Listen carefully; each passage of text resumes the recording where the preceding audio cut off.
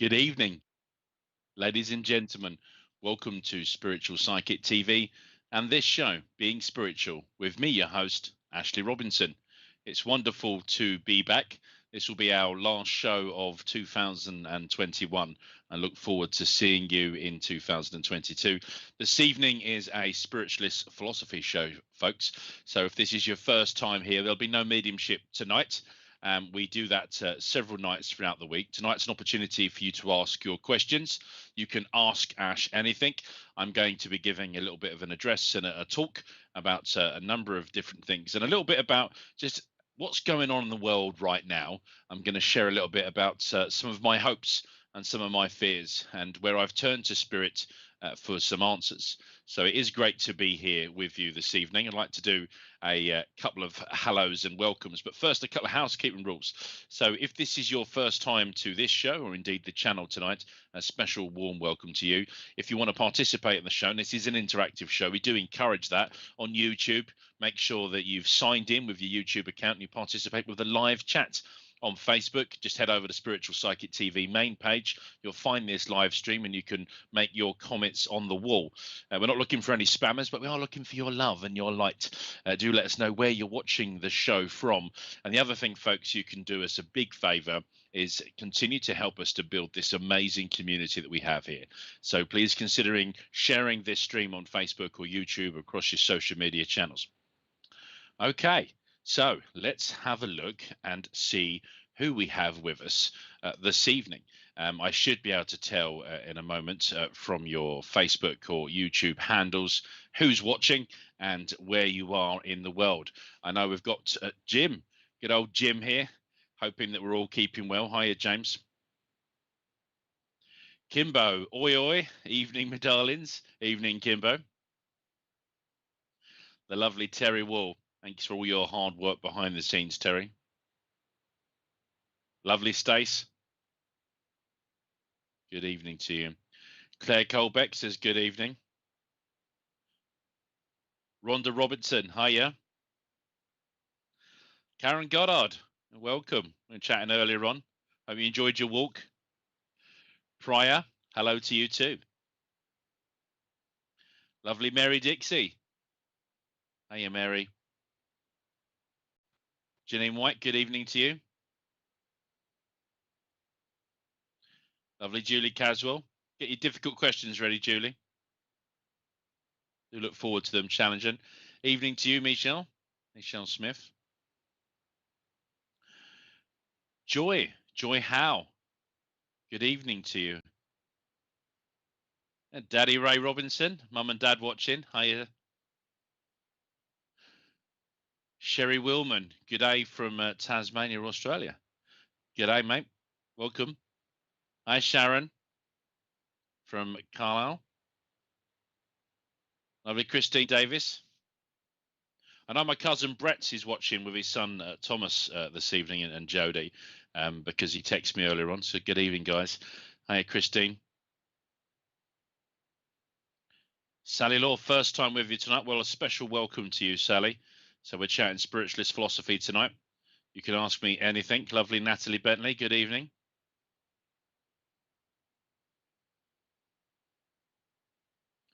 Jennifer Cox, our old friend from school. Hiya, Jennifer.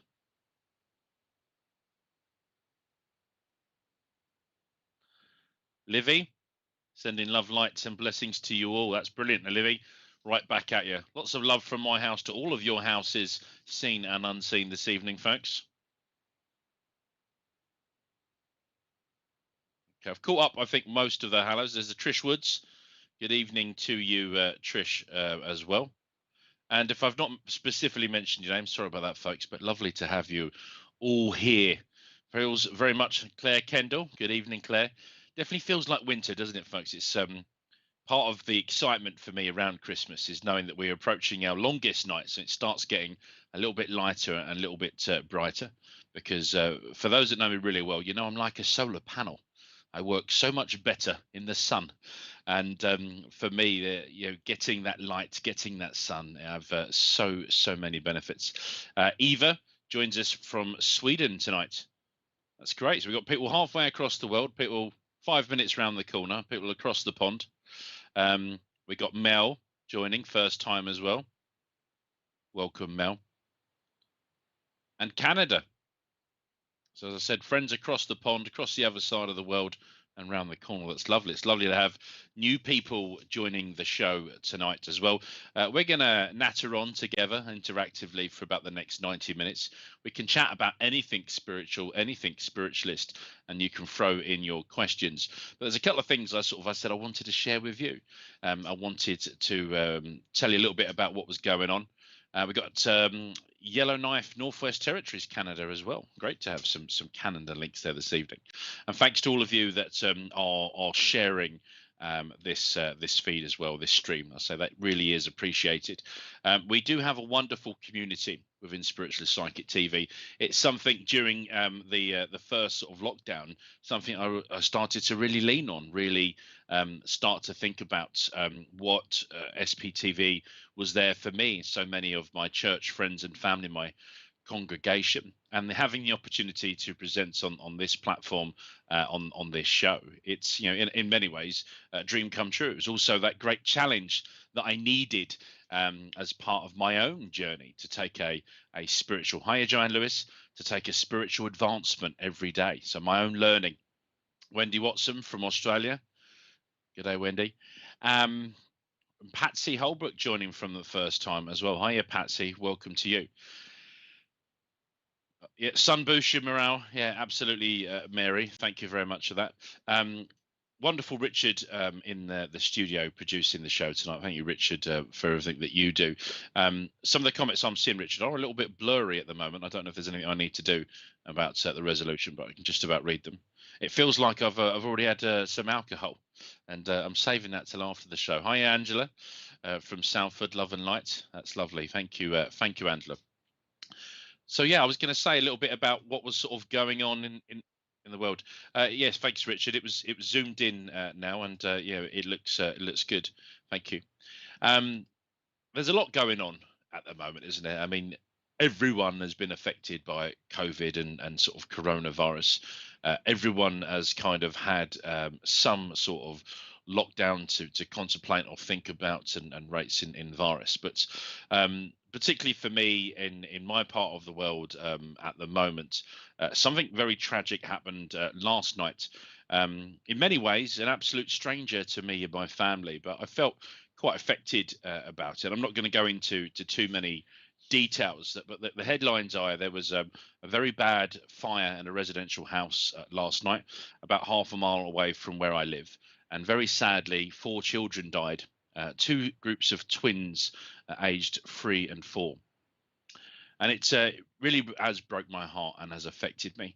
For those that know me really well, Karen Goddard, who used to work with me, will know that I was a fire safety manager. And, you know, in my home, I always talk to my kids about, you know, fire action plan and what we would do and testing the fire alarms and stuff. But last night I went into their rooms and gave them that extra kiss and cuddle, and spoke to them a lot today about fire safety and fire risk assessment. And it follows 2 other things that have really affected me this week. Things in a way. Hi, Angela from Salford. Things that I had read online, and in many ways wished I hadn't read, because there's 2 trials that have just come to a conclusion, which is influence law in the UK, about the tragic unnecessary deaths of two young children in 2 totally different situations, one in Yorkshire and one elsewhere, all down to the parents whose jobs it was to protect and to nourish and nurture these children. And actually these children faced pretty horrific and horrendous conditions right up to the end of their life. And the reason for sharing that, yes, Shirley, sad news indeed, sharing those things with you is that, first of all, you know, I'm a very sensitive person. I know that most of you watching this show connect on a spiritual and psychic levels, and it does make us, you know, very naturally quite charged up as empaths. You know, we pick up on the emotions and the feelings of everything that is going on in the world. And of course, when we read sad stories about what's going on, we can be drawn into that. And that's certainly what happens. You know, as a kid, I used to try and avoid the news because I'd be, you know, in floods of tears, thinking about strangers, you know, that perhaps lost their life and gone back to heaven. But in doing so, I want to turn that around because they are absolutely miserable, awful things that have happened. And in fact, if you go online, you'd probably find out horrific things are happening all around the world, and certainly in the parts of the world that you're tuning in for today. And I don't want to focus on that. I want to focus a little bit on the why, because I turn to spirits for that confidence to get through, to pull myself together, to give kind of my fears back to the universe. I also want to think, ask spirit, and that's exactly what I've been doing, is asking spirit why. Why do these things happen? Why do they have to happen? Is there any type of meaning to them? Because I want to try and contextualize it. I want to try and understand what it is that's happened, why it's happened. And there's a couple of things I'm going to share to you that I've sort of meditated on. And there's also a couple of things I want to share from you from one of my spiritual ambassadors, Silver Birch, and one of his book of questions and answers, because there's some answers there given by Silver Birch, which I think are quite important tonight. And more than that, I want to get your thoughts, your feelings, and your opinions on some of this tonight. And as I look back on the year, Julie says, such a waste of young life, shouldn't have happened. They should have been alone. Yeah, absolutely, Julie. Yeah, trying to contextualize this, and in doing so, interested in your thoughts and your questions. Yeah, Rhonda, absolutely. People needlessly preventable deaths. So I'm going to share with you some quotes from Silver Birch. I'm going to add some of my thoughts and feelings inspired to me by my guides. And I'm really keen to have a bit of a chat of it and add a bit of a context. So, as I said, looking back 2021, then looking at some of the things we've discussed on the show, we've spoke about reincarnation, we've spoke about karma, we've spoke about destiny, we spoke about positive affirmation, we spoke about guides, guide teams, and we've spoke about positive affirmations and healing, the gifts of healing. So I'm going to kind of link all of that together for a little bit of a chat on this, because all of it's quite important in me pulling my own self together, and trying to want for a better world, trying to make sure I'm at my best as many times as I can. And there's a really important seed I want to plant with you, and that was that sense of those positive affirmations. And it was something that was said back to me about being at your best, because absolutely, when I'm at my best, when you're at your best, it feels pretty fantastic. It's us hitting the mark, hitting the targets, doing things we're good at, that we enjoy, doing them well. But of course, being at your best all of the time is not your best. Being at your best all of the time is your normality.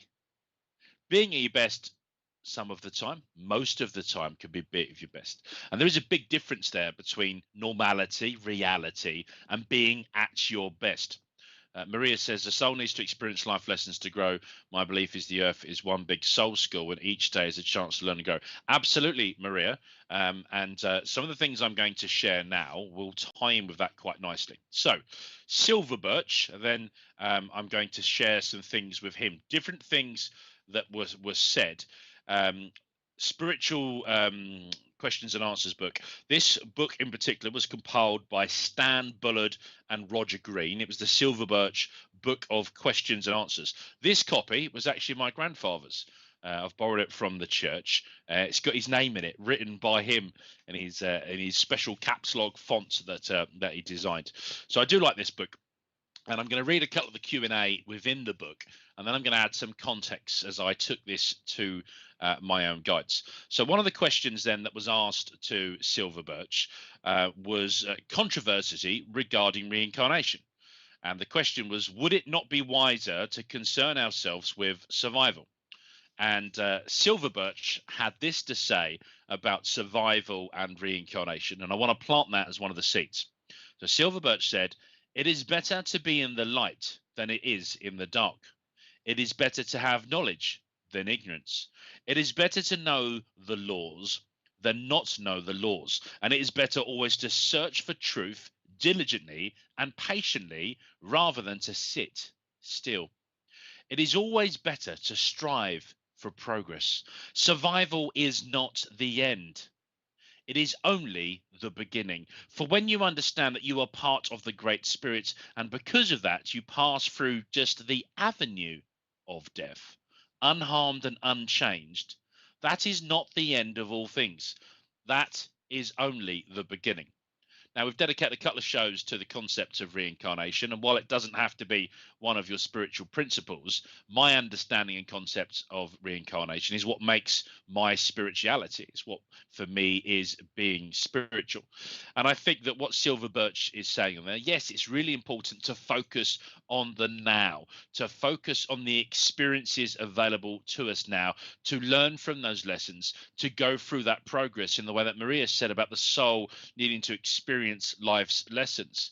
It's also important to understand, and this for me as a spiritualist helps me in understanding perhaps some of the things I'm less happy about or indeed feeling pretty miserable about, is that this life, this experience is not the be all and end all in the greater understanding and experience of life, but it is in the experience of Ashley Robinson. And therefore the life that I am living, the lives that you are living right now, that has a start and a finish point in the physical 3D experience of that life. So that's the first seed I wanted to plant. And I'm not going to do these in any particular order other than the order that things come to me and the order I came to questions. The other question that was put to spiritual, the lovely Silver Birch, another time, was around earthly life. And someone asked some questions about accidental death. Those are the words we used. Can you explain accidental death? And this is what Silver Birch had to say. I am not happy about the word accident because I know only of cause and effect in operation. Whatever you regard as accidental can be due only to the operation of the law of cause and effect. Now, if you take that answer, which is very strategic, as a lovely little summary, for me, it goes back to one of the principles of Women of Spiritualist Church, and indeed much spiritualists, which is the principle that we have free will. And for everything we do or don't do, for every cause, there is an effect. There is an impact, like the ripple in the water. And that free will, our ability to make decisions, to do something, to not to do something, and all the shades of grey in between, that in itself is really important. So Silver Birch is starting to plant the seeds there that nothing is accidental because people make deliberate decisions and there is cause and effect. The next thing that I wanted to draw you to, which is unrelated to the conversations we had, but I think it's linked into the sense of accidental death, was air disasters. And part of the circle that night, you had people that had an understanding of life experience, people that understood the concept of reincarnation and karma. And the question around air disasters to Silver Birch was, are air disasters planned as karmic debt of victims and their relatives? If they are planned, Silver Birch, why do people have premonitions of them? Are these sometimes change the whole course of events? So really good question. And this is Silver Birch's answer, which I'd like to pick apart.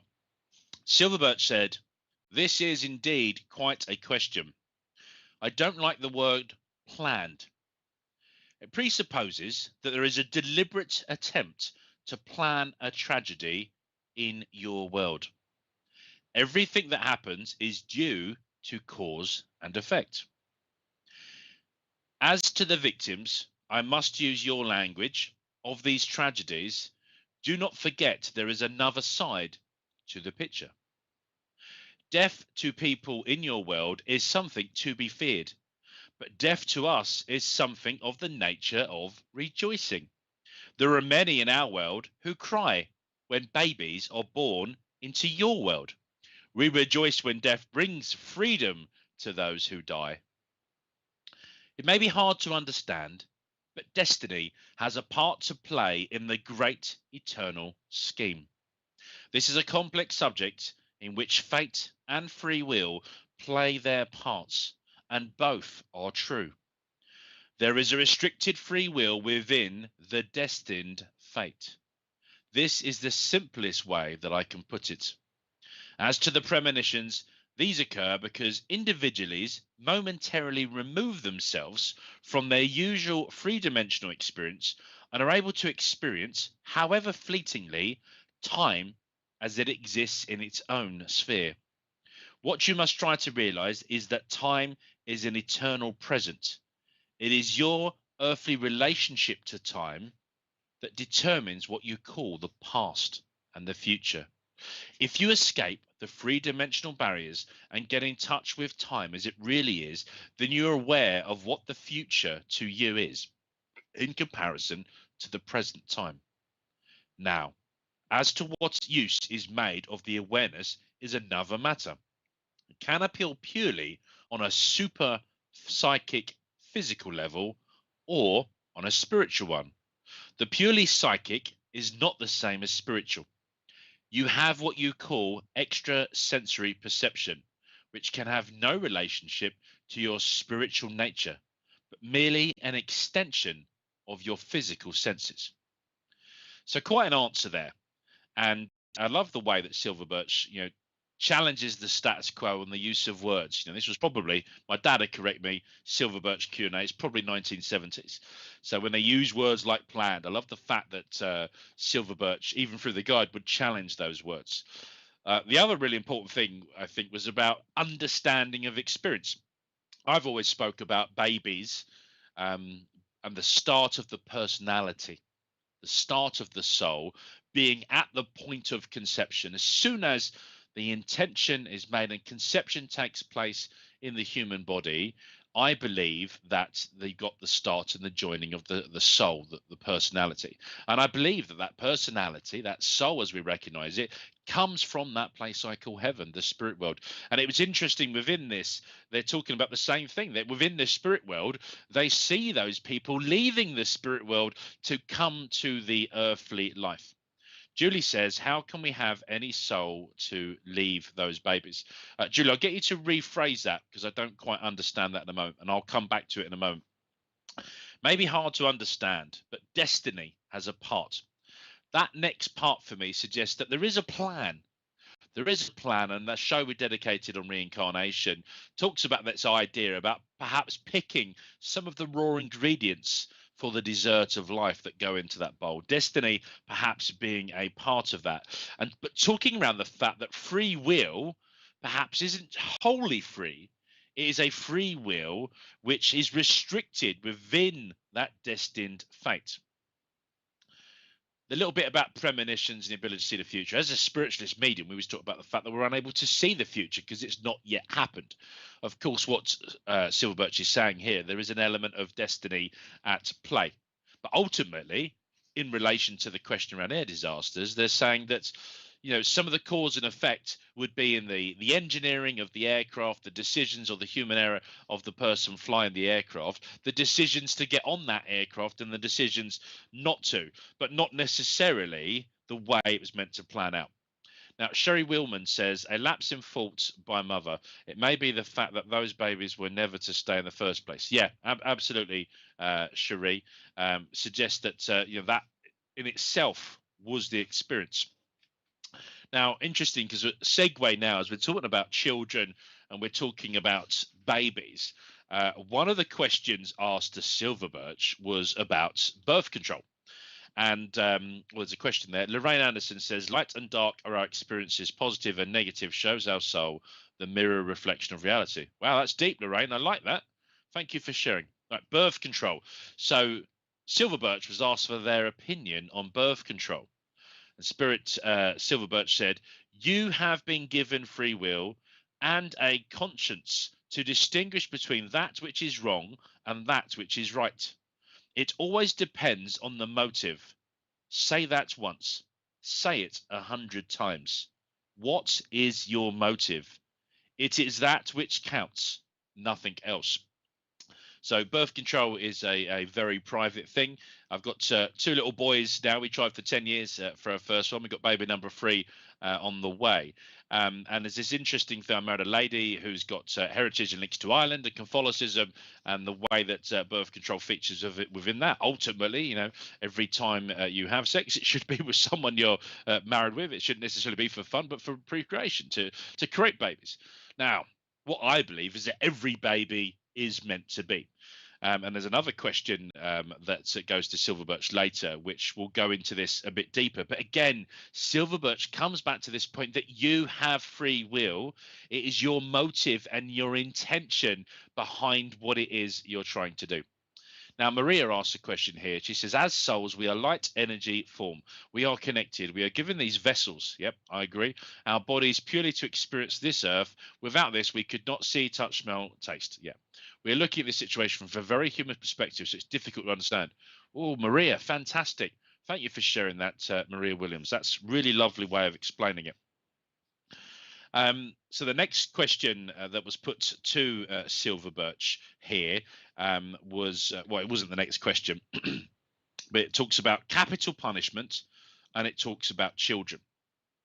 The reason I wanted to share that, in fact, I'm going to share one other that I've not highlighted, which was about abortion, because Silver Birch was asked about the feelings on abortion. And again, he ultimately said that while he, in his own understanding, his own personality, was against the concept of abortion, again, it goes down to intention and motive, because we ultimately don't have the power as human beings to end life, to start life, in the same way that you can't truly start energy or finish energy or create energy or kill off energy. But he does talk about the fact, which suggests to me there's this element of free will and private choice involved in even things like abortion.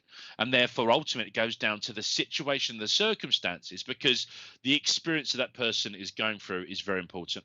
Good evening to Christine Naberto. So, capital punishment, I'm going to finish on. I'm going to just talk about children, because I do believe in reincarnation. I believe in the concept of karma, and I believe to a certain extent in that ability to choose parts of our destiny. So this question really stood out for me. It was, why are certain children to be born into pitiful world or experiences? And Silver Birch had this to say. As far as I see it, the answer is to be found in human free will. I do not think that the word pitiful is a fair description of your world, though such a blackness covers many parts of it. The earth has its part to play in a universe of ordered creation. The earth is one of the steps in the ladder of life. It is one of the spheres of being through which every individual has to pass as part of the equipment, the training for the spirit. If the earth were not necessary, then the earth would not exist. The fact that it does exist is evidence of the part it plays in the divine evolutionary scheme. So it goes back actually to what someone was just saying there, wasn't it? Is that everything has meaning. Every single experience has meaning, has value, and is almost meant to be. And as a human being in the life of Ashley Robinson, of course, I struggle to understand that, because I'm probably not meant to understand all of it, because trying to rationalize it and contextualize it as a human being in this limited experience in this 3D life of me as Ashley Robinson is just too much for me to understand. And the reason I wanted to finish on this particular last question around capital punishment is to talk about a very human feeling. Because as well as the great sadness I've felt with those tragic deaths, I've also felt some anger. And I felt anger towards the people I've seen in the wrongdoing, particularly the 2 murdered children who were tormented to horrendous time of psychological and physical abuse. I started to feel some anger towards the people that did those things to them. You could say that I wouldn't be human if I didn't feel that anger. But as a evolving human being, as a spiritualist, I know that anger serves very little value or purpose. Anger could turn me to the dark side, was a quote from Star Wars. But recognizing that anger, this question stood out. So Silver Birch was asked about capital punishment. Silver Birch said, I have never hesitated to say what I regard is spirit teaching. But one murder does not justify another. The people of your world must distinguish between justice and revenge. To send any soul unprepared into our world may justify the lowest passions of the humans in your world, but it accomplishes nothing. Justice should be done. By your world performing murder, it is not increased by one iota in the spiritual upward evolution. Instead, it has been described and indulged as an eye for an eye and a tooth for a tooth. When passion, Aesop's reason for follows, cannot be right. We must adhere to principles which we know are true because they are founded on the indisputable fact that life continues after physical death. You create more and more troubles by sending into our world people who are unprepared for it. In some cases, the execution is performed on the wrong individual and justice is not done. Life is sacred and it is not yours to give or to take away. Life is your responsibility. Life is not created by matter. Matter is created and sustained by life. Life is of the Spirit. Life emanates from the Great Spirit. Life is divine. When you deal with life and its expressions, you should always adopt the highest standards of mercy, compassion, and sympathy. Make sure that your motive is right in whatever you do. You will not solve your problems that way at all. Love is the fulfilling of the law. Whatever you do, you must attempt to help, not to exact revenge. Another murder does not excuse the first one. Killing by the state does not solve any situation. If you meet force by force, you're not encouraging the power of goodness, compassion, and kindness to be exercised. All punishment must be remedial and redemptive. The objective should always be to enable the soul to come into its own. To send into our world souls that are unready merely increases problems. It does not lessen them in your world or in ours. Besides, you can and often do make mistakes. Now, I said that I had felt anger towards those parents. Maybe there was even an unconscious moment where I felt that they would be better not on this earth. Anger does strange things to our concept. I think what Silver Birch is ultimately saying is it solves no problem, particularly at end of life. To take someone's life has no purpose. And we could have an entirely different conversation about the concept of war or reasonable self-defense. We will do another time, actually. I'm being told by my spirit advisors and guides. But just finishing on that point again about love and the power of love, of giving that anger and fear back to the universe, back to my guide team, recognizing these people are ill psychologically, spiritually, mentally, perhaps physically, sending some love and some light to the situation. Lorraine Anderson, you've said we have free will. It is the unconscious influences that can cause right or wrong decisions that bring cause and effect into play. Yes, absolutely, Lorraine Anderson. Very good point made very well. So, friends, I'm really interested in more of your thoughts and feelings about some of the things I've shared. Cherie Williams says anger is very unwell feeling to the point of belittling life to all involved. Yeah, absolutely. And, you know, there's part of me that would have been easier not to admit that. But I said I'm going to share some things with you today because part of me going through the life and experiences, you know, my wife would like me to probably say this morning, is I'm not perfect. I recognize I'm not perfect. I started off this evening by saying I want to take a spiritual advancement, a spiritual step forwards every day. And this is only in this life, in this experience. There's perhaps many, many lives for me to continue to learn. Stay says, if earthly justice don't do it, its job divine justice will. I've approved of that many times. Yes. And I do believe that you're unable to proceed within the spirit world with any type of negative debts on you. There's a man I've mentioned many times on these shows called Bob Brunton. Bob was my godfather. He was a healer. He was a medium and involved in the early part of my life. He also guides me in my mediumship. He's one of the principal people I see in the spirit world that help me with my mediumship. And some of Bob's sort of understanding of reincarnation while he was alive. There are stories that my dad reminded me of him seeing someone walking with a very bad back, and he was hunched forwards. And Bob made a comment on the lines of, "God bless you, brother," talking in the car, and then saying something to my dad or even my granddad at the time. He must have broken someone's back in a previous life, and he's come back to experience that. In many ways, I think Bob was onto something, this idea of experiences and of coming back. Ralph Steadman goes on further to talk about the fact that perhaps people choose negative experiences as a form of punishing themselves. Perhaps it's to learn more. But I also think that while Bob and Ralph are onto things, the continued advice I get from them now, their spirit side, and indeed Ralph is very much with me on these shows and tonight, is that it isn't as simple as that. Again, it's me in my human 3D experience trying to rationalize it, trying to understand it. Kill someone in this life, in the next life, you come back and be murdered. Well, that's not necessarily the way it works. It could be much deeper than that, particularly when you talk about the things we've spoke about today and those two children who were effectively tortured in their homes. What was the learning experience for that? Why would they have chosen a life? Why would the parents have chosen that life? And of course, if you look back on some of the shows we spoke about reincarnation, perhaps at the very start of your human experiences, you aren't at that point of choosing the straight and narrow.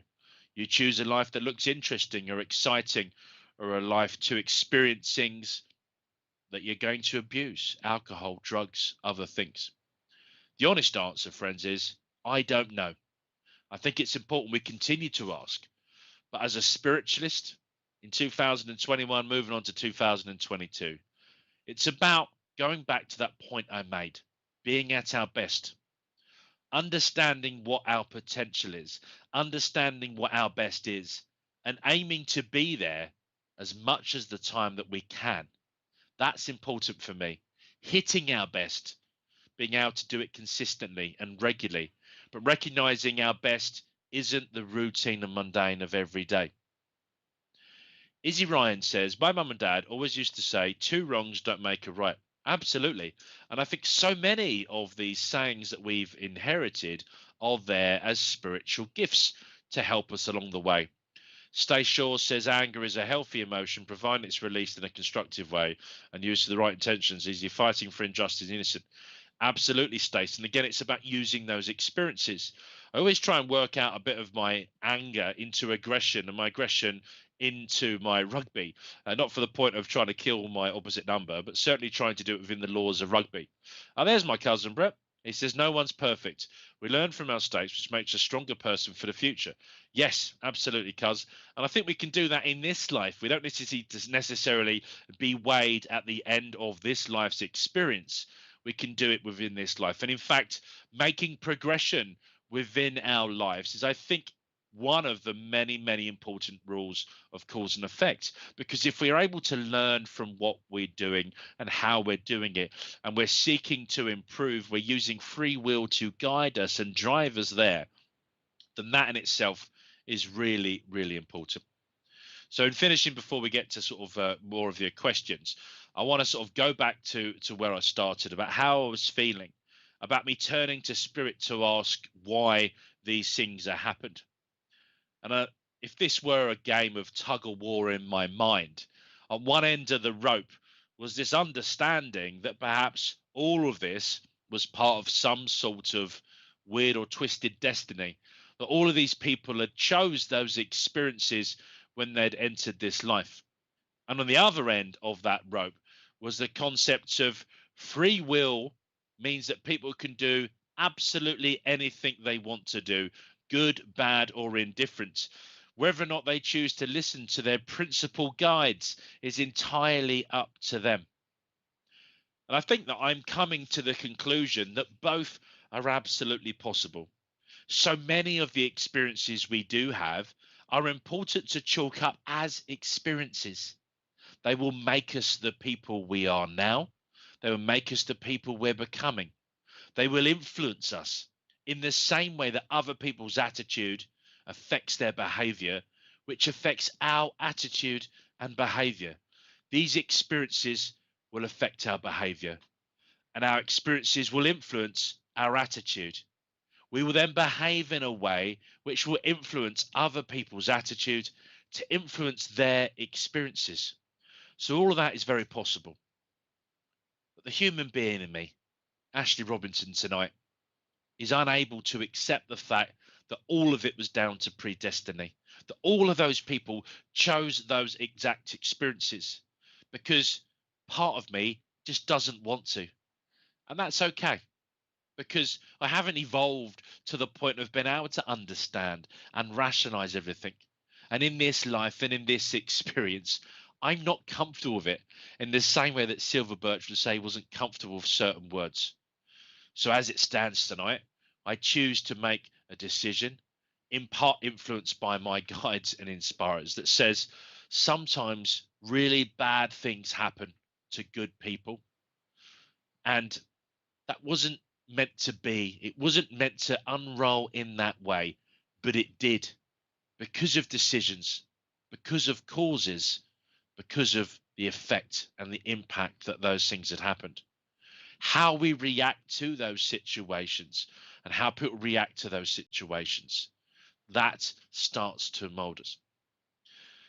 Ralph Steadman and Bob both very much with me right now and influencing me. And Ralph stands by his words in his books about this idea of being able to understand them, but reminds me I'm just not at the point of being able to see the many different lives. And my life and experience right now will perhaps mean something totally different to me when I'm back home in heaven and I'm looking at the many, many lives and experiences that is possible or indeed has taken place before. So, friends, ultimately, it's up to you, isn't it? Hopefully, some of the things I've said and I've showed trust in you give you the opportunity to have your own thoughts and your own feelings about those experiences. But I'm really keen to get some more of your questions, and hopefully, I've encouraged you to share some of your feelings and some of your experiences. Jamie says, as a survivor and student of childhood trauma, I feel like it taught me the ability to have empathy, which allowed me to work through the anger in a healthy way. Jamie, thank you for sharing that. And one of the really interesting things for me around counseling, particularly thinking about the counseling course I'm on now with the Reverend Leslie Moulton, who's training me to be a spiritual counselor as part of my pathway to become an ordained minister within spiritualism. Goes back to this thing around how people choose to get over really bad situations in their life. And it reminds me of a conversation that Ralph Steadman had with me around bereavement counseling or anger management. And he said that, one of the hardest things he had was to get people to open up and to tell them what was going on. But once they did, he was able to understand what was making him sad or depressed or anxious in this situation.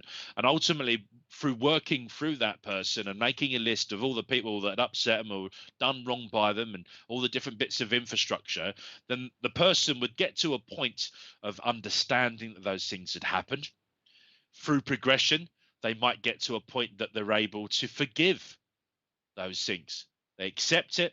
They're able to then evolve to a point that they forgive the people that have done wrong by them. They give things back to the universe and they hold less of a grudge, which help them progress.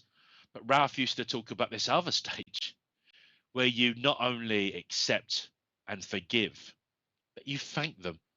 Even if you can't bring yourself to do it to their face, you thank them for the experience because you've got through it. You've got to the next stepping stone. You've got to the next chapter. And therefore, everything that's happened up until that point is now just part of your foundations. And you're going to build superstructures on those foundations. You're going to build whatever you want to be. Terry Wall. Hey, Terry. Terry says, I'm sure we all get angry at times, but it's how we deal with it. Some people get violent and aggressive. Others decide to channel into something else, like sport, my personal opinion. Yeah, absolutely, Terry. It's what I was sort of saying with my rugby. My first emotions obviously were getting very sad about these stories, and I do generally try and stay away from the news and the media. But yeah, personal responsibility and how we deal with that. Anger can definitely draw us towards the darkness and the dark side of the force, as the Jedi would speak about. But I very much see it light and dark. Channel it, giving it back, accepting it. Rhonda Robinson agrees with you also, Terry. She says, I also think how we deal with the anger also depends on what other issues in life we are coping with. Yeah, too true. How many plates even, how many plates we're spinning, Rhonda, what we're going on, whether or not we're keeping all those plates going. Kimbo says, the anger of words is a violent act, surely. I think it can be. Certainly words can be very, very painful and cause immense pain. That phrase, sticks and stones may break my bones, but words would never help me. I think doesn't understand how hurtful words can be, because it goes back to intentions and motives. And indeed, I've given evidence of people's life after they made a decision to take their own life. And it was words predominantly that led them to that point of depression and anxiety. So words can be enormously powerful. So choose the right words. Stick to the love and the light. Joanne Lewis talks about wisdom. And Joanne says, wisdom comes through experience, and the light, our guides and inspirers, help us understand when we take time out to discern from a healing perspective. Negative emotions cause the body to a negative. Yeah, absolutely. These things aren't good for us. Staying within the light and the love, laughing, happiness, giving service, all those things are powerfully good, aren't they? Anger, fear, anxiety, all those things to me have a negative element, and it's important to recognize them, to see you there, to give it back, and give it back to your guides. You give it back to the angels, however you want to think about it. No, good point. Thanks for sharing that, Joanne.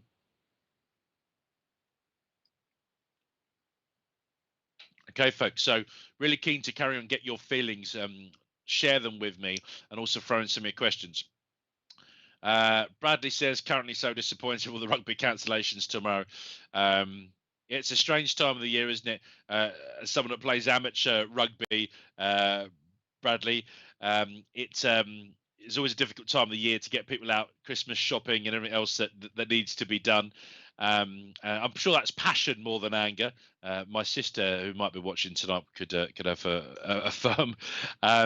But yeah, also a strange time with COVID, isn't it? I can see it's going back to a time where you need to dip your balls every 15 minutes. The rugby balls, of course, folks. Clean your hands, soap with water. But for me, whatever we need to do to get through this is important. What'd you say, Richard? Lovely. We've got some more questions coming up. Great Christmas shirts, beautiful man. Thank you, Bradley James. Amber Patrick says, hey, Ashley and Richard. Hey, everybody. I hope you're doing good today. We certainly are, Amber Patrick. Thank you very much for asking. Cherie William, do you feel someone from the other side is trying to let you know they are with you at all time? Could that be trying to wake you up to the life you knew before here? Oh, good question. Now, breaking that down then a little bit, Cherie. So, do you feel someone from the other side is trying to let you know they're with you at all times? Yes. I know I have a principal guide with me all of the time. Call them my Jiminy Cricket to help me with my conscious, the difference between right and wrong, to keep me on the straight and narrow. I also have a team of other guides working with me across me, helping me work with and explore the other spiritual gifts. But this idea that they could be trying to wake you up to the life you knew before, I'm not so sure. I think that the more spiritual aware I become of past lives through things like regression and meditation, the more I'm personally interested in it. But as a spiritualist, thinking about my guides, my communicators, they're almost two totally separate subjects. And almost everything I get back from a mediumship point of view, or when I'm trying to connect with my own guides, is you don't need to worry about everything that's happened before or what will happen now, because you're right here for the now and for this experience. But of course, it is a subject I'm fascinated with. Indeed, we have people on Spiritual Psychic TV. Kirsty Grogan is one of them. Ivan Lee, that's worked on this platform, both divine services, setting up mediumships, past life regression, helping people regress back to a past life.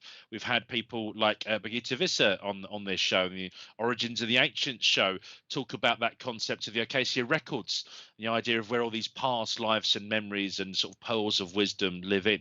So if it's possible to access it, then is it possible that it is of use to us in this life? Yeah, I think absolutely possible. It's almost a cruel twist, isn't it? That everything we've learned up to this point is then wiped from our conscious memory as we are sent down to earth as a poor and penniless baby, reliant on our parents to feed us and dress us and clothe us and keep us safe. It takes us a very long time to develop a communication system, language as a human being, and all the other cultural things. Why is it we have none of that past life interest? I can only assume because on planet Earth, which some people refer to as the training planet, that 3D experience, it's just not of most value. You're sent down here with the opportunities to experience as many things as you can. Some of those things, if you've had the opportunity to do it before, you might be experiencing because you liked them a lot. I once likened it to going to Disneyland at Paris, and if you've only done like 20% of Disneyland, when you come back, you don't necessarily do a new 20%. You might go back and do the one or two things you like doing again. So part of reincarnating could be an opportunity to do that. But I also think that ultimately you're here to pursue happiness. You need to do things that make you happy with people that make you happy, and hopefully, experience both loving unconditionally and being loved unconditionally. That seems to be a common theme amongst all of the experiences. So, yeah, I think there are perhaps people trying to link you in. I do believe in that concept of soul groups, Cherie, as well. The idea being that reincarnation is not only possible, but you reincarnate as a human being with other people that you've previously incarnated with, and you travel together, perhaps in different experiences. You've done it once as a bloke, you come back as a woman. You've done it once as a woman, you come back as a bloke, and vice versa. You were married and divorced. You were the one that were cheated on. Perhaps you come back and do the cheating. All of those little experiences could be things that tempt you back to planet Earth, the training planet. Great question, Cherie. Thank you.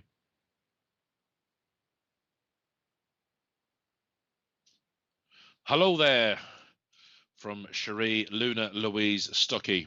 Hello there to you. Hey, Sasha. Sasha the Smasher Willwater. That's a brilliant name.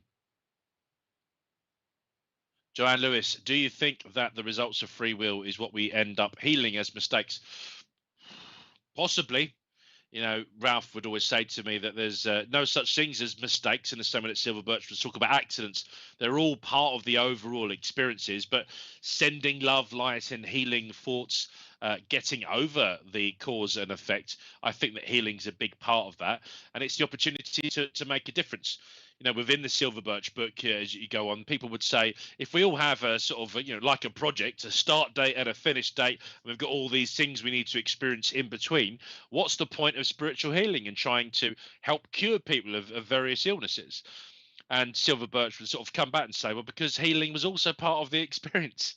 You're thinking that actually there's the start date, there's your finish date, but you've got a finish date there where you add in the gift of healing and your finish date is there, which is more experiences, but is a free will to go and ask for the healing, to believe in that power of prayer. So, yeah, some of that cause and effect. I mean, healing, as we know, certainly done in the right way, or even when it's done in the wrong way, as long as it's done with the right intention. So powerful. Such a wonderful thing, Joanne. Thank you. Good question. Sharon Briggs Hennessy. Hiya, Sharon. Sharon says, I feel like someone is with me all the time. I hear and see things, and my dog, I still hear. I see lights and have dreams of things that happen at some point. I don't understand what's happening. Well, you're probably amongst hundreds of people tonight, Sharon, that do recognize some of those things.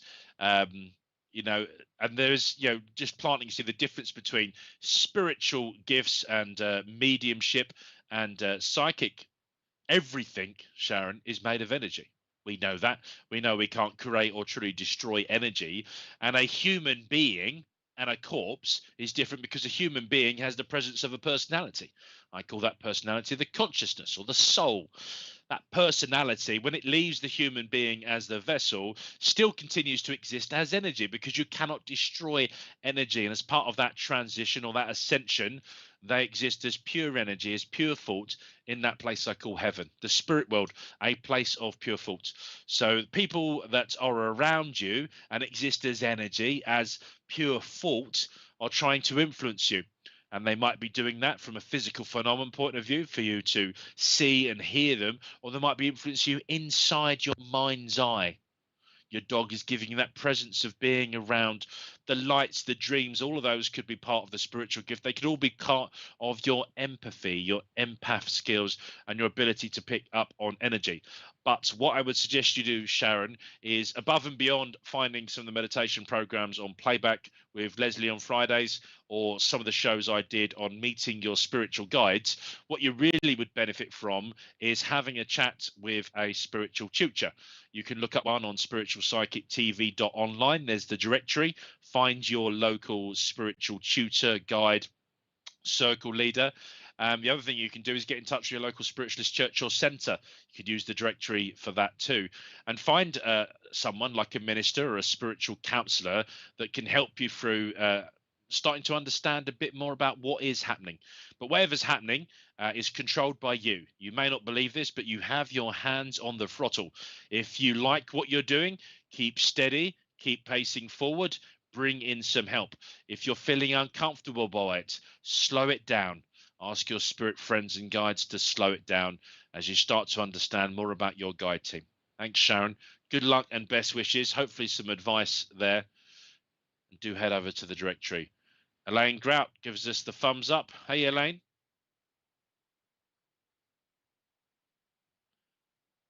Farada Panhover. What happens after our soul reaches purity? Do we reincarnate again, or what happens after? Oh, nice question.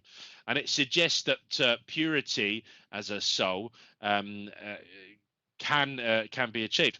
Now, my good friend Ralph Steadman used to say while he was alive, continues to do so now as part of the chairperson of my committee, that nothing negative can progress within the spirit world. And we often talk about this world as the 3D world and the 4D world as some sort of corridor or transition towards that spirit world.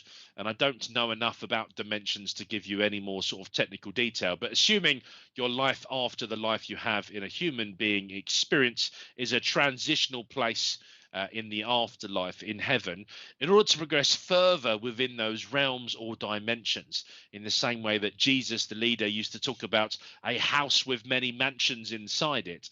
I think that yes, purity could be as a result of you getting rid of any negativity, you working off that karmatic debt. And you might do that potentially in one human being experience.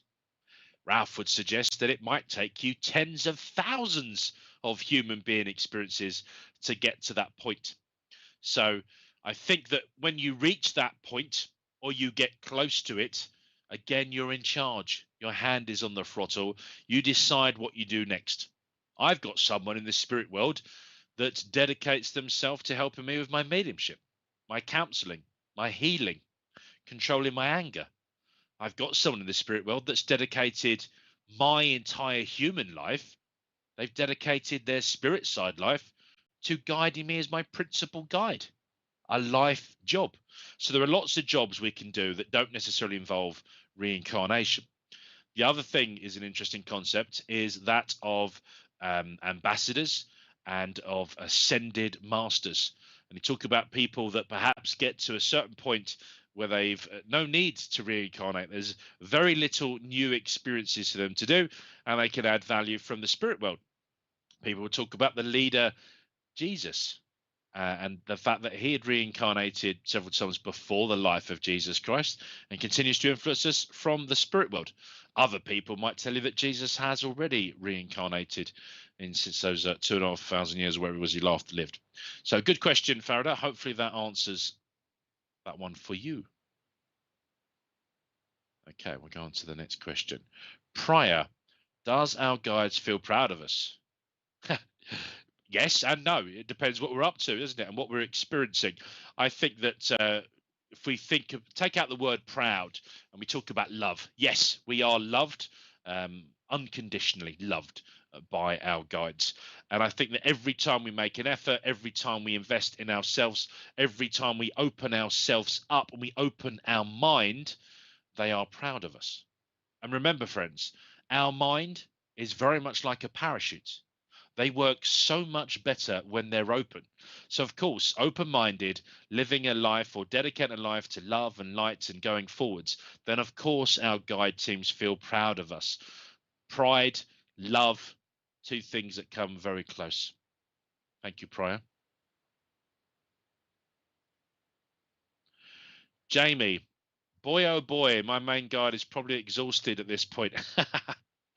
Yes, I saw a brilliant spiritual meme the other day that two people on a roller coaster, and one was about me in my current existence, and the other was a sort of spiritual guide sort of next to them, pulling a slightly very ever so slightly different face, and perhaps they are working off some karmatic debt in leading us through this life. But remember, it is something that they dedicate themselves to. Rhonda, do you believe in karma? Yes, I do, Rhonda. I used to love watching a show on Channel 4 years ago. My Name is L. It was a sort of hillbilly sort of American guy that wins the lottery and then immediately loses the ticket, and he's all about his life, and he creates a list of all the people he upset. And for me, it was a way of him working off his karma for every cause and effect, and certainly for everything he thought was negative. He had to go back and work through this list to be entitled to some sort of peace. So I do believe in the concept of karma. I think some of it can almost be instantaneous. What you sow, what you reap, what you sow. Cause and effect. Birds of a feather flock together. Like attracts like. So the way you live your life, the way you go through these experiences, some of that can be instantaneous. Some of it can certainly be things that you change within this life. You can live your life in many different ways. Equally, I do believe that one of the reasons you might choose to come back and have another incarnation as a human being is because you get to a point that you become a judge of some sort as you judge your own life. And if you end up coming up with a list of negative properties or detriments of your character or things you did, a bit like the list that Elle made, perhaps you think, you know what, I'm going to go back and I'm going to make a difference in some of that, and I'm going to do something about it. So we dedicated an entire show to karma within the year. So have a look back on playback, Rhonda, and you can hear more about that. But interested in other people's thoughts on karma.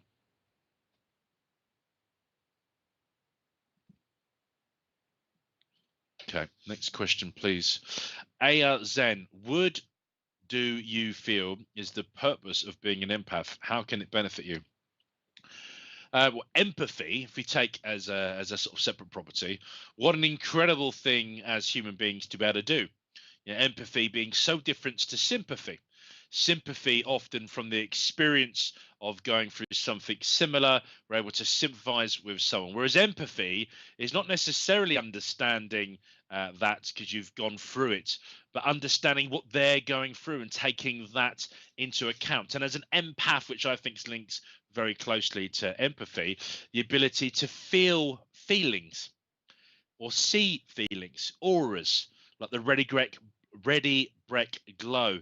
For those that are in the UK, it's one of our sort of porridges, and the Ready Breck kid would eat his porridge in the morning and this glow. All that stained glass, particularly in Christianity, but also in ancient ruins and ancient civilizations. Some people might say spaceman's helmet, or this aura, this thing around angels and other people. All of that for me is the purpose of being an empath, is being able to see that. People used to talk about feeling the presence of Jesus or Buddha or Gandhi miles and miles away whenever they were close, and the idea of being an empath and being able to understand that instinctively as a civil servant who's been involved in law enforcement, and being an empath has kept me safe. It's let me know when I'm around company with negative thoughts and negative intentions. As a spiritual counselor, I hope it will help me to better understand what someone's going through so that I can help them in a difficult situation. But it's like a sponge and it absorbs too much. And I definitely am more sensitive than I need to be, because I am the sort of bloke that find it hard to switch the empath mode off. I can watch, a film and I can immediately be transported almost into it, particularly if it's based on a true story. So there's a wonderfully put together film about Pearl Harbor.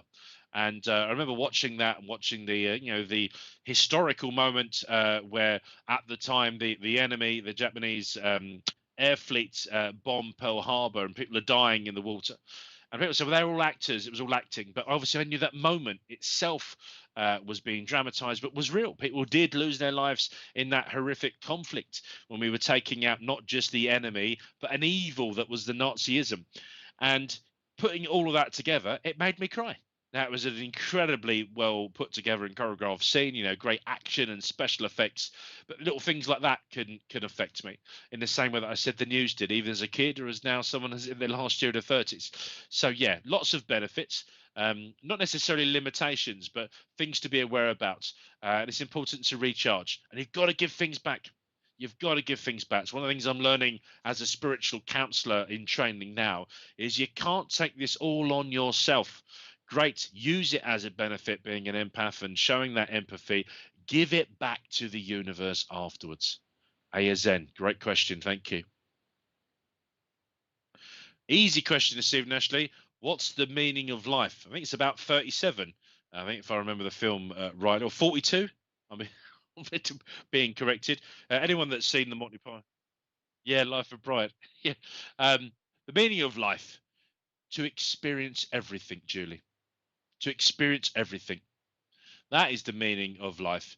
And if you're lucky enough, you could perhaps do that in one experience as a human being. If not, you jump back on the queue and you do it again because you want to understand everything, because we're all made of energy. We're all part of that great divine energy, the force. And we're trying to experience ourselves in an infinite universe that's continually expanding. So experience everything. Thank you, Julie. Last 5 minutes, folks. So please get your last questions in. Oh, I think Richard is saying they are. They are the last couple of questions. So Julie saved herself to the end. Folks, we've touched a few of my own nerves tonight. I hope that I've not brought anyone any trauma today, or I've brought any sadness to you. Hopefully, the show has been in an uplifting way. I've tried to have a smile on my face. I've tried to think about the positivity. But if I have upset anyone or offended anyone, no, it was not my intention or motive. And know that you can talk to people. If you've not got anyone immediately in your life, then do reach out to a spiritual counselor. Certainly within the organization that I'm training at the moment, United Spiritualists, there are spiritual counselors all over the country, and you can find these people on the SPTV directory. There is another couple of questions I think just suddenly come in. Was there one from Sherry, and was there another one you just brought up, Richard? Okay, so a couple of quick questions. We do have 5 minutes. Sherry says, do you believe in being hexed by another person? I do feel this. I have a lot of bad luck, no matter how much I sage, burn incense, candles, carry stones. It feels like all the women in my family have had bad luck. I'm a positive person mostly, so not sure why the constant grey cloud over me. If you believe in love and light and positivity, it's difficult not to, as a result of the yin yang, believe in darkness and negativity. So, yes, I think that the power of prayer, the gift of spiritual healing, including absent healing, being as powerful that is, do exist. And therefore, I think that people with ill intentions can bring the opposite effect. And these people are without a doubt surrounded by darkness. And as they do dark things in dark motives and dark intentions, they attract darker sides of life to them. I was going to say ascended, but not necessarily ascended. I often think about descended bits of life. So I think it's possible. I've been to so-called haunted houses and so-called possessions, and almost in all cases, there is someone or something involved in creating the bad energy. or the bad luck. And I also believe that just believing in it, believing that in the power of a hex is enough for you to feel quite bad. And I've worked abroad out in the Caribbean, Turks and Caicos Islands, with immigration and customs officials who were predominantly Christian, but would speak about voodoo. And the fact they believed in the power of voodoo was in itself enough for voodoo to have some sort of control or power over them. So taking that all into account and thinking about your personal situation, what I do know, Sherry, is that you can extinguish darkness with light. Imagine a dark room, light a candle, fix a light on it. The darkness will do everything it can to suffocate the light, and it can't, because light is more powerful. Love is the most powerful thing in the universe, particularly unconditional love. So recognizing all of those things, if you do believe that you are being hexed, or that someone has given this bad luck, or that is instinct, the charity, try to turn that around. Don't try, do. Affirmative, be positive, perhaps involve some people to help you, spiritual healers or counselors, to talk it through, and know that you can take care of that darkness by showing it love and light, and you can improve things within the realms of what's possible. So, Sherry, hopefully that answers your question. Get in touch with your local spiritual counselor or minister at your local church or centre. So, the directory, folks, is a great place to find out all these people now, and work through it, and know that you can protect yourself. Others can protect you, and do believe in the power behind the intention of things like sage and incense.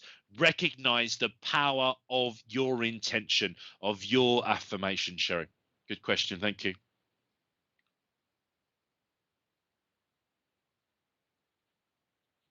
Okay, final comment from Cherie William. I believe it's fairly completion. The chain goes down, family, and once you understand that, that's when you know you must go with the flow, because something may need resuming. And so once again, we have the past repeating within the next generation, but this time you have the power to draw that something to an end. Yeah, pretty deep that, Cherie Willman, but yeah, can't disagree with it at all. And it goes back, I think, to that point we've been making around how you react to the life now. There's that beautiful serenity prayer about asking for the, serenity in a situation, to recognize that ultimately there are things you cannot change, but you can react to them.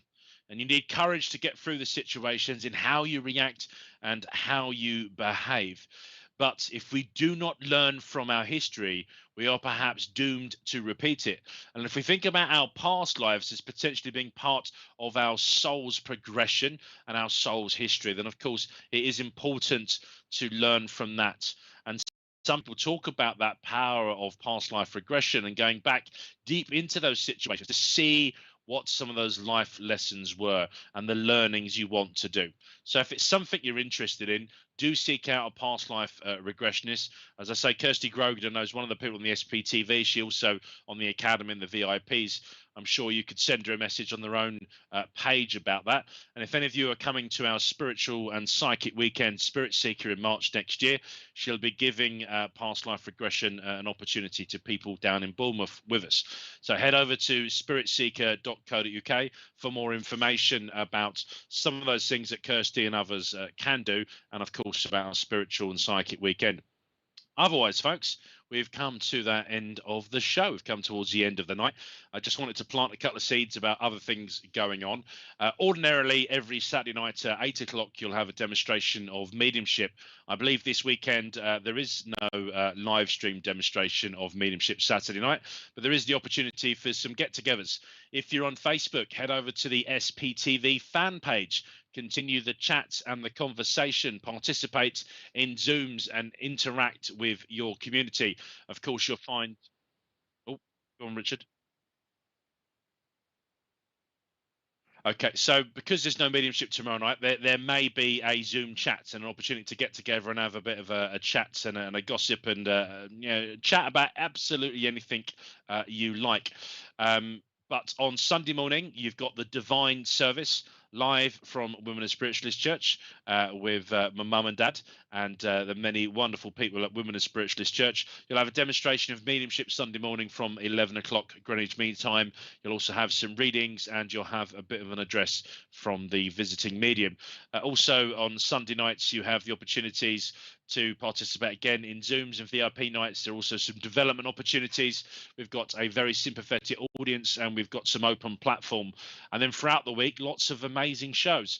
This week I was part of Bill Hughes' Christmas special, Collective Consciousness, where you can watch 8 mediums working in pairs and giving you evidence from the same communicator in a different way. So check out the show and the agenda, directory of things going on. You'll find all of this online, SPTV across all of the social media channels, SPTV or SPTV UK. And I have been Ash Robinson Medium. So you can find me on Instagram and TikTok and a few other bits and pieces at Ash Robinson Medium. Some lovely comments from all of you saying thank you. Do show us your love and your thanks. If you've enjoyed the show tonight, give us a thumbs up or a heart, folks. Stay sure, wishing everyone a Merry Christmas. People saying they've had an enjoyable evening. I am pleased. Karen Goddard, lovely to have you on here as well. Lovely to have had you all here, folks. Sometimes I do feel like I'm staring into this camera talking to myself, but all of your comments, it's wonderful. It's great that this show is so interactive. I wish you all a safe time and may you have a Merry Christmas. If you're able to get together with friends and family, then I hope that you do that and you enjoy that in your pursuit of everything, in your pursuit of doing things that make you happy. Dawn Collins, Quarry on Sunday morning service this Sunday. She's actually covering for me. I'm coaching my son's rugby team. I was going to be the Sunday morning service. Elaine Grouts, Merry Christmas to you and your family too. Thank you, Richard James, our lovely producer. Otherwise, folks, good night, Merry Christmas, and best wishes for a happy new year. God bless you all. Good night. Spiritual Psychics TV. Online. Spiritual Psychics TV isn't just an online broadcasting service. We also offer many features via our website. SPTV offers a unique directory that uses geolocation to find your nearest reader or venue, just by using your postcode. The Academy section allows anyone to upload and create their own spiritual courses within minutes. For those who like to read, then our online magazine area will offer just that. The SPTV shop enables anyone to start their online shop, be it to sell used or new items. You can also find our schedule and information about our shows. Spiritual Psychics TV, bringing spiritual people together.